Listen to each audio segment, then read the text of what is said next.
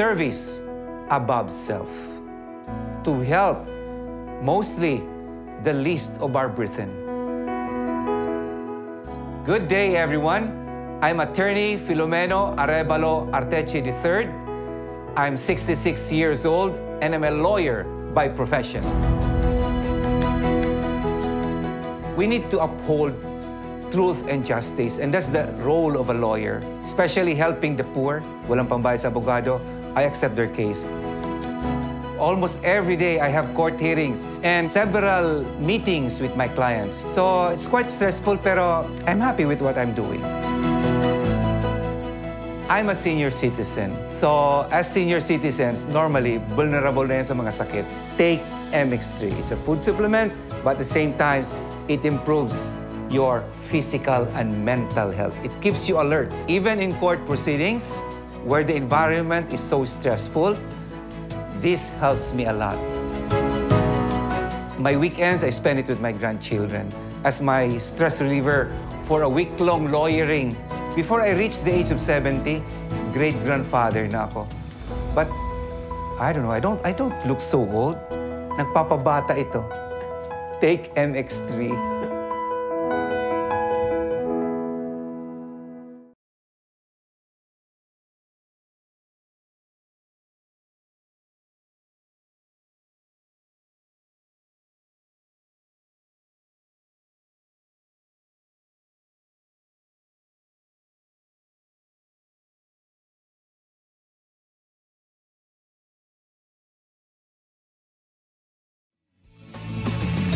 Ka-energy na ba ang lahat? Lagi-lagi! Cheers, miss! Dabaglita! With Tita Cora and Kapitana Sisa. Same, pero iba! Kayo patuloy pa rin pong nakatutok at nakikinig sa number 106.7 Energy FM. Panggawag mong sabihin radyo. Sabihin mo! Diba? Hello pa rin po sa lahat ng ating mga panggana nakatutok sa atin, lalong-lalo na dyan sa may Paco, Caloocan, Sangandaan, Caloocan, at Camarin, Caloocan. Ika'y napadpad ba dyan, Mare? Oy, ay syempre, marami tayong friends dyan. Sa Kamanaba area. Isa-isay natin, diba? Caloocan, Nabotas, Malabon, Valenzuela, hindi ba? Correct. Oy, i-hi din natin ang ating mga papa-driver na ngayon na nakikinig sa atin na nakatutok sa atin dito sa Energy FM. Ako nakalimutan ko yung pangalan nung tatay nung taga Miriam College. Oo. Na may mga nakikichismis sa atin. David nga ba yung pangalan na nakakaloka? Oo. Well, yan. Hello po sa lahat ng ating mga matitipuno at matitikas sa mga drivers dyan. Correct. Ayan, sa lahat pa rin na nakatutok. Pero eto na. Sa mga hindi pa nakakilala sa atin, Mare. Bago natin pakilala ang ating mga kasama, ako po si Kapitana Sisa. At ako naman yung Tita Cora. At eto na ang Baklita sa Woo Woo Woo! At eto na nga gaya ng sinabi ko, hindi lang isa, hindi lang dalawa ko, hindi meron na naman tayong special guest. Oo nga. Malamang sino siya? Well, for sure, alam niyo yun, maaalala nyo ang inyong mga ano ba to? Kabata. Kwentong pag-ibig. Oo. Lalo na mga daddy. Minsan nang dumaan at naging team song nyo ang kanyang awitin. At saka in fairness hanggang ngayon, Mare, inaawit pa rin ng mga bagong henerasyon ng kanyang mga awitin. Sa video okehan. Yes. Diba? Patok na patok. Kaya Mare, pakilala mo na. Eto na, none other than Mr. Marco Season. Yes. Hi, sir. Hello. Hello sa'yo. Magandang morning, umaga. Sir. Thank you very much for accommodating me. Always welcome. Hindi naman, lahat naman welcome sa Energy FM. Okay. Hindi Thank you. Sa lahat ng mga listeners ng Energy FM 106.7, hello po sa inyong lahat. Correct. Sir diba? Marco, kumusta ka? Mabuti Walang naman. kupas sa kaugapuhan ng isang Marco Season, diba? In fairness, Baka maniwala sila. Hindi, totoo. Hindi, sir, parang hindi nagbabago itsura nyo. Correct, diba? Kasi hindi nababawasan yung buho ko, kaya ganon. Oo. Nag-iiba lang ang kulay. Aray ko naman. Meron lang akong comment Inaano dun sa... kita, Sir Marco, pagkat talagang buho ka. Alam mo, hinggit ako dun sa station ID ba tawag sa ganun? Yung falsetto. Pilit kong ginagaya yun, di ko kaya. Talaga? Masyadong mataas. Oo nga. Sino gumawa nun? Ano po yan? Dati pong Serena yun. nakakaingit yung Hindi, meron wala kami isang falsetto. friend na siyang gumawa noon. Oo. Meron talaga siyang napakataas sa falsetto. Tsaka gift yata pag may ganun, no? Oo. Ginagaya ko, hindi ko magaya. Sobrang Diba? taas. Doon po sa mga sa mga nakikinig sa atin, sa mga nanonood via online, sino nga ba si Mr. Marco Seasonuela? Para Oo doon sa nga, mga sir. hindi nakakaalam, ang kanyang mga hit songs ay ang, kung naalala nyo nga, 3 babae naging parte ng kanyang buhay. Sino-sino ba yung Mare? Si Aida, si Lorna, at si Fred. Wow! Diba? Oo nga. Sir Marco, pwede mo ba kami bigyan ng konting background? Sino ba si Marco Season para malaman ng ating mga pangga?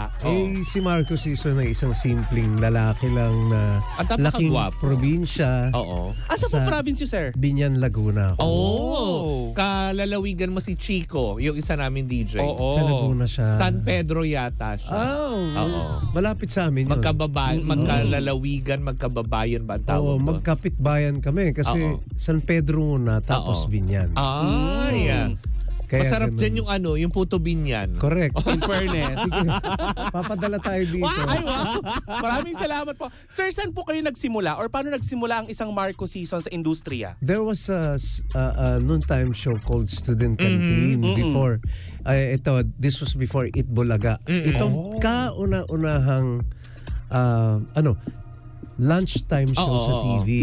Sa Channel 7 yon. Tapos na-discovered ako doon kasi nanalo ko, nag-champion ako. So, noon, siyempre, hindi tulad ngayon ng mga premyo sa tawag ng tanghalan, million. Oo. Doon talaga hindi, noon. Kasi naging daily winner ako, ang premyo ko tela ng pantalon.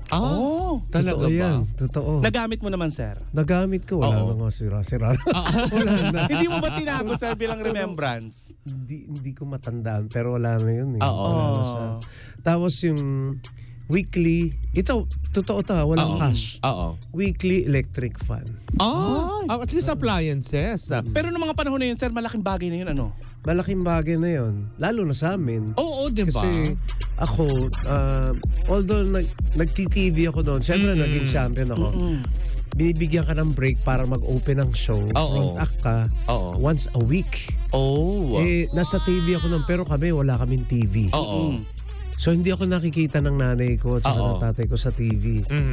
Basta nababalita. Nakikipanood sila. Ganun. Kasi di ba ganun ang eksena sa probinsya?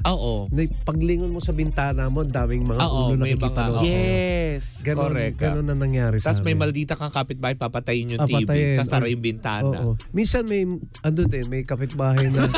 May pinaghuhugutan. Sorry po. Minsan may nakikinood naman na mas demanding pa kaysa sa Pwede pare. may lipat yung Oo, pwede may may ganun. diba? Yung mga ganong aspeto. Pero nung nag-grand champion, nagka-TV kami kasi TV Yun yung ang premyo. Ay, wow. TV ang premyo, yung sinasarado. Oo. May susing. Yung ganun. di-dial pa yun. Oo, tapos merong cash. Hindi cash. Cheque siya na 75 pesos. Kasi nung araw talaga malaki na rin yun, Oo. diba? Imagine, 75 pesos naka-cheque. Oo. Pero ngayon, baka pag Hindi dinala na mo yung pwede 7. pag ngayon, Gcash mo na lang. Ayan na yun. Sir Marco, masasabi mo bang ikaw ay nanggaling sa hirap? Oo, Nung hindi. araw. Nanggaling ako sa hirap. Di ba yung sinasabi nilang, yun ang nag-mold sa'yo eh. Para maging isang maayos kang tao. Yun. Oo. Pero hindi naman kami hirap na hirap. Mm-mm. Pero hindi kami mayaman o nakakaangat ng konti sa buhay. Sakto lang, kumbaga, sakto lang. Kumakain kami 3 times a day, ganyan. Naka-high school ako, gano'n. Afford pa rin ng father ko. Nung college lang, nag-ambisyon na ako magtrabaho, gano'n. Kaya lang, lahat ng applyan ko, hindi ako natatanggap. Dahil? Siguro wala, hindi yun ang destiny ko. Kumbaga. Dahil sa pagkanta Pero ka talaga. isang audition ko lang sa student canteen. Oo. Dire-diretso na Lapit ako. tayo ng konti, sir. Ay, wow. Diba? Ayan. At least, diba, sa aspeto na yan. Pero kasi, diba, masasabi ko naman, Sir Marco, Sir Marco! Diyos ko. Okay lang. Okay lang. Hindi okay kasi talaga napapamangha talaga ako. Alam mo, may mga hit songs katulad ng My Love Will See You Through na never ending yan sa mga videokehan. Hindi Personal ba? favorite mo ba yun, Mare? Actually, tas yung si Aida, si Lorna, si Faye, ano yung pa? mga ganyan. Tapos na nakakatuwa dahil ngayon ulit na meron ka ulit na bagong single. Ang title nito ay Sabik na Puso. So, gaano kasabik ang isang Marco Season sa kanyang pagbabalik ere sa radyo, balik recording, diba? Sabik na sabik. Ay, nakikita ko kasi yun. Pwede mo ang gawing double meaning yung yung kanta, di ba? Kasi parang pwede mo siyang sabik na sabik ka dun sa dati. Kumbaga, no? As an entertainer. Pero ito, I was able to write it kasi nandun ako sa ganung level ng emotion na nagdadrive lang ako tapos biglang may pumasok na melody. Ako hindi ako composer. Na pag sinabing compose mo nga ako ng kanta, hindi ko kaya yun. Depende lang sa state ng aking emotion. So at that time, pauwi ako sa Binyan, masaya ako emotionally. So yun, pumasok lang. Tapos ito na medyo nakakahiya pero totoo to. Sige, sir. Sige po. Pauwi ako, nagmamadali ako. CR na ako. Ay, Pauwi ako sa amin. Sa NLEX ka umihin, no, sir? Hindi, diretso. Kasi kailangan ko na talaga. Doon ko natapos yung kanta. Ay! Yung melody. Tapos pagdating ko sa room, tsaka ko lang yung sinulat yung mga lyrics. Siyempre, yung lyrics hindi naman laging final yun eh. Correct. Lagi kang may naisip na mas maganda.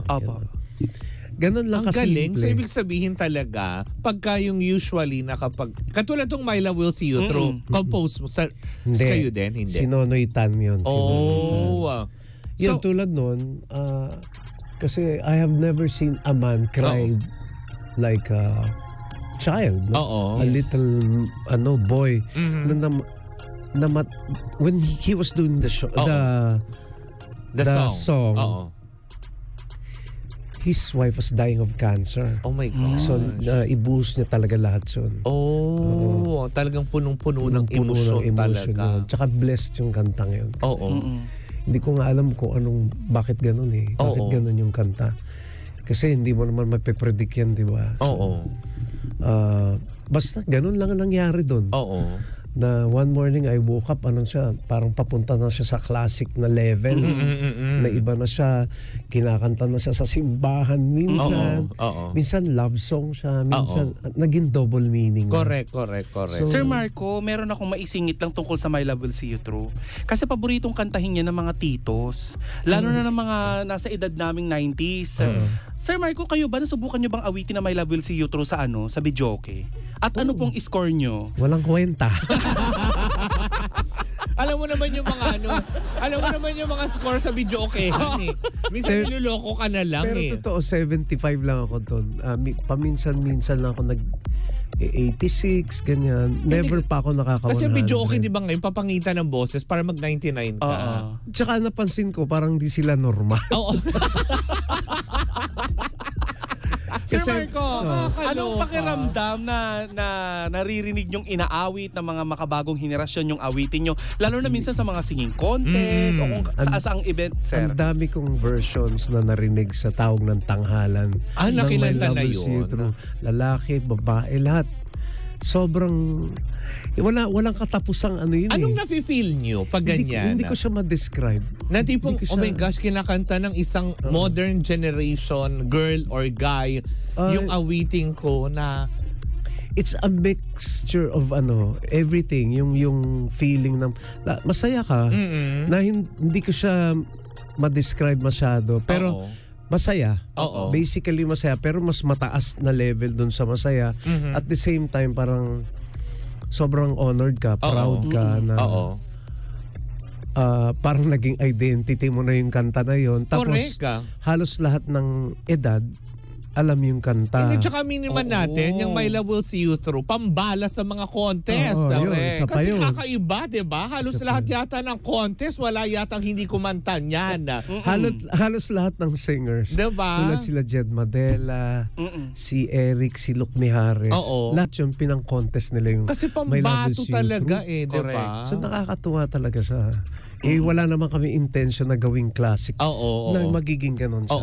It just happened. So nakakatuwa talaga na up to now, hindi mo malaman kung ano ang naging ang dahilan kung bakit siya nagkaganon. Correct. So alam ko yung storya behind that song. So tingin ko yun lang. Blessed lang siya talaga. Tama. Because of what yung story behind the song. Yan o. Diba? Nakakatuwa. Kanina off-air, nag-uusap tayo. Na-mention mo kanina, sir, na ikaw ay naging main horado for quite sometimes or sa pagbabalik pa. Diba? Ay, allowed na ba sabihin yun? Oo, naman siguro. Oo. Kasi di ba ngayon sa tawag ng tanghalan is Kids Edition. Kids. So after ng Kids Edition, magbabalik ulit kayo bilang horado. Ito na yung 8th season. So how was it working with Showtime? Kasi syempre ngayon mga bago na eh. Napakasarap. Sobra. Ay talaga. At first, syempre, sabi ko, anong ginagawa ko rito? Parang, akong pinakamatanda dito. Talaga ba? Parang, pero syempre, yung mga hosts sila, sila, lalo na si Vice, talagang gagawin kang komportable. Pamilya kasi sila, sir, ano? Hindi ka ba nakaramdam doon na parang tipong, syempre pag guest ka, diba, at lalo pat datihan na ganyan, hindi ka ba nakaramdam na parang merong Ichipwera, nagmamaldita sa'yo? Wala ko naramdaman. Wala. So hindi pala totoo yun. Kiss. Hindi totoo yun. Alam mo, ako nga yung may pangit na pakiramdam. Kasi wala naman silang, alam mo yun, winelcome nila ako formally, tapos binigyan ako ng idea kung paano ako maghuhurado, magsasalita. And then, lagi na akong binibiro nila, Vice and Company, no? Lahat sila. So, eventually, siguro after mga 2 to 3 weeks na nag-relax na ako. Hanggang ngayon na komportable ka na. Naging komportable ako. Kasi nga, sila yung very welcome. Yung iba naman, kakilala ko personally, si Labong, si Jong, ganyan. Pero never on camera. So, syempre, ibang usapan off camera at saka on camera. So, ako medyo mahirap akong i-separate yun So, dito ako natuto. Mas naging komportable. Sir Marco, sa estado ng karir mo ngayon, ano pa yung kinasasabikan mo bilang ating pinopromote ang iyong latest single na Sabik na Puso? Ay, sarap. Masarap ng tanong mo na yan. Di ba? Kinasasabikan niyo. Di kasi nga, di ba, may mga hit songs ako for like 40 plus years. I've been singing those songs. So sabi ko, parang nasasawa na ako. Pero I have no choice, diba? Kailangan kantahin mo siya. So kakantahin ko siya ng kakantahin for as long as they want. Pero gusto ko naman kumanta ng bago. Gusto ko kumanta. Sana mag-hit itong kanta na to. For sure naman yan. Oo naman, pray. Coming from a Marcos season, wala kayatang kantang hindi naman nag-hit. Sana naman, sana. So, ito yung bale parang, ano ba? Yung tinatawag nilang second wind or basta ma-extend ko. Gusto ko lang ng bagong kanta na mag-hit siya, makilala siya. Ganun. At least iba naman. Tsaka medyo iba ng konti yung tunog. At sarili kong sinulat ko siya, di ba? Wow. 100%. No? Pati lyrics, pati ano. Sa bagay kasi kung ikaw naman yung composer, may ibubuhos mo lahat ng feelings. Correct. Alam mo kaagad yung tema, alam mo kung paano damhin. Kaysa yung tipong kinakanta mo na lang na ipinasa sa'yo. At saka ang tendency kasi doon, kung ano yung demo, medyo gagayahin mo siya. Yes. Correct. Hindi tulad nito na from zero talaga ako, from scratch. So, ang ibig ko lang sabihin na alam niyo po, ang Sabik na Puso ay magaan po yan. Ito yung moment na nami-miss nyo na. Halimbawa, nakahiga ka, patulog ka na, naisip mo yung mahal mo, di ba? Yun lang yun. Yun yung moment na yun na nami-miss mo siya. Tapos, ina-assure mo siya na mahal mo siya, di ba? Correct. Baka tandaan lamang ang puso ko'y sabik na sabik sa'yo. Oh. At that Ang moment. sarap naman pakinggan. Oo. Ang sarap! Sana all. Pero eto na, kung saan kanila pwedeng masubaybayan, saan kanila pwedeng i-follow, ayan mga FB page mo. Oo, yun. Yung Marco Season Official. May Instagram yan, YouTube, Spotify. Ano pa ba yun? May series of Facebook, concerts po ba Sa kayo? Facebook. Or shows? gigs. Tapos lang. Oo. Yung grupo namin, yung Hitmakers, may planong mag-concert ulit dito sa Pilipinas. Oo. A big concert, and then alis na kami papuntang Abroad. abroad. Oh, wow. Pero hanggat hindi pa nangyayari yun, ayan, promote ako ng promote. Oo. Parang yung dati pa rin. Oo. So, ano lang, yung nakakaaliw lang kasi syempre kailangan, parang ang feeling ko, nag full circle ako. Oo. I'm starting all over again from zero. Pero iba na yung stature ko kasi yung dati na from zero ko talaga. Correct ka. Ito yung nag full circle ka tapos nagsa-start ka ulit na pag ganun. Tama. Oo. Sir Marco, meron akong tanong. Since nabanggit mo kanina na 40 plus years na yung mga awitin mo, meron ka bang maia-advise sa mga upcoming or yung mga yung mga singers na nagsisibulan ngayon, na nangangarap, na marating yung kung ano yung narating ng karera mo? Meron ka bang maia-advise sa kanila upang nang sa ganun ay manatili sila sa industriya? Simple lang. Kasi yung pananatili mo sa industriya, nasa sayo rin yan kung paano dadalhin yung sarili mo. Pero yung paghahanap ng, lalo na kung nagsusulat ka. Kasi ang Pilipino talaga, up to now, maski yung mga younger generation ngayon, iisa lang talaga, Filipino sentiment. Ang Pinoy loves to be in love. Correct. You can't go wrong with love songs Tama talaga. naman. Kahit na anong form. So ako, since noong nagkaroon ako ng pangalan na uso yung mga English na original Filipino music, no, mas maganda Tagalog kasi mas pasok. Mas ramdam pasok. agad, mas naiintindihan. Wala akong hit song na na Tagalog. Kaya puro talagang ang sinadya ko siyang maging Meron na. Tagalog. Yung si Ida, si Lorna, si Fe, Fe. Tagalog yun. Pero hindi ballad. Oo. Hindi siya pang panligaw, hindi siya pang yung mga ganun. pangkilig. Oo. Hindi. In fairness, no, lahat ng awitin ni Sir Marco, halos lahat talaga tumatagos at tumatawid at sa ramdam puso. mo. Lalo pat yung talagang yung mga, alam mo yun, mas bibilib naman ako sa mga katulad nyo po, Sir Marco. Dahil nung mga panahon po ninyo talaga, nung panahon na talagang nag-uusbungan ng mga singer, nagde-develop ng totoong singer. Correct. Kasi walang changing ng kung ano-anong, diba? Walang auto-tune. Walang Wala pa po. Kung boses lata ka talaga, boses lata ka. Diba? Ngayon Hindi kasi, na kailangan ng voice changer. Sorry diba?